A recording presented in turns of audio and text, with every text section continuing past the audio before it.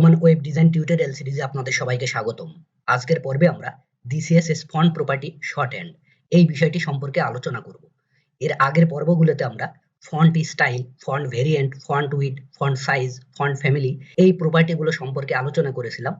তো আজকে আমরা এই প্রপার্টিগুলোকে কিভাবে শর্টকাট উপায়ে লেখা যায় সেই বিষয়টি আমরা দেখব।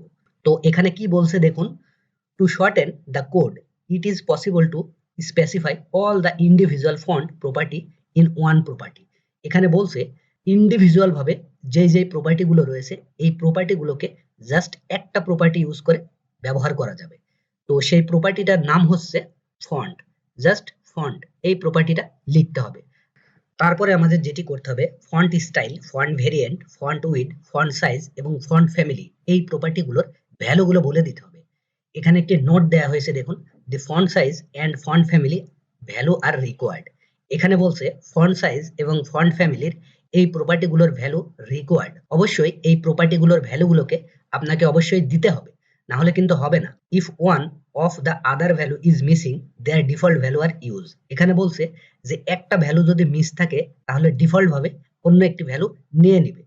তো এখানে একটি উদাহরণ দেওয়া হয়েছে দেখুন, একটি পি ট্যাগ নেওয়া হয়েছে, তারপরে যেটি করা হয়েছে ফন্ট এই প্রপার্টিটা ইউজ করা হয়েছে, তারপরে যেটি করা হয়েছে 20 পিক্সেল এরিয়াল স্যান্স সেরিফ, যেটি করা হয়েছে ফন্ট সাইজটা বলে দেওয়া হয়েছে এবং ফন্ট ফ্যামিলিটা কি সেটাও বলে দেওয়া হয়েছে।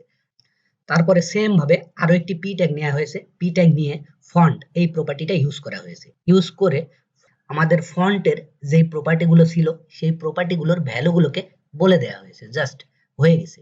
আগের ভিডিওগুলোতে আমরা ইন্ডিভিজুয়াল ভাবে font style, font width, font size, font family এই বিষয়গুলো সম্পর্কে আমরা বিস্তারিত আলোচনা করেছিলাম।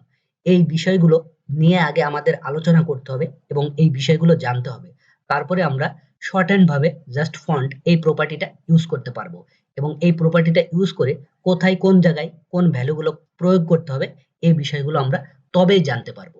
আমরা যদি font style, font size, font family এই প্রপার্টিগুলো সম্পর্কে আগে থেকে না জানা থাকে তাহলে কিন্তু আমরা জাস্ট ফন্ট তারপরে আমরা যেই ভ্যালুগুলো বলে দিব এই ভ্যালুগুলো আমরা কিন্তু বলতে পারবো না।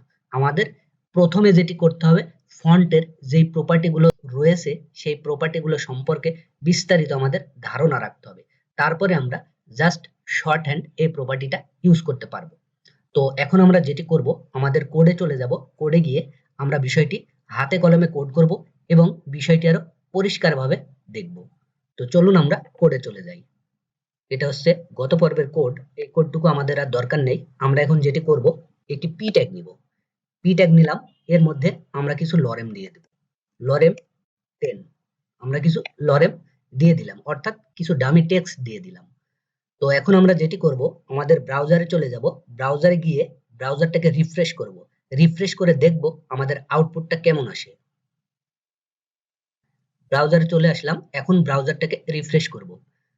ব্রাউজারটাকে রিফ্রেশ করার সঙ্গে সঙ্গে দেখুন আমরা যে টেক্সটগুলো লিখেছিলাম পি ট্যাগের মধ্যে সেগুলো ব্রাউজারে শো হচ্ছে। এখন আমাদের যেটি করতে হবে, style.css এই ফাইলে চলে যেতে হবে। চলে গিয়ে আমাদের যেই কাজটি করতে হবে, এই যে index.html এর মধ্যে আমরা যে পি ট্যাগটাকে নিয়েছি আগে আমাদের সেই পি ট্যাগটাকে ধরতে হবে। পি ট্যাগটাকে ধরলাম, এখন আমরা যেটি করব, ফন্ট এই প্রপার্টিটা ইউজ করব, ফন্ট, জাস্ট ফন্ট এই প্রপার্টিটা ইউজ করব। ইউজ করার পরে আমরা যেটি করব, আমরা আমাদের উদাহরণে চলে আসলাম। এই যে এখানে দেখুন আমরা পুরো এইটুকু কপি করব, কপি করে আমরা জাস্ট আমাদের কোডের মধ্যে পেস্ট করে দিব, ব্যাস হয়ে যাবে।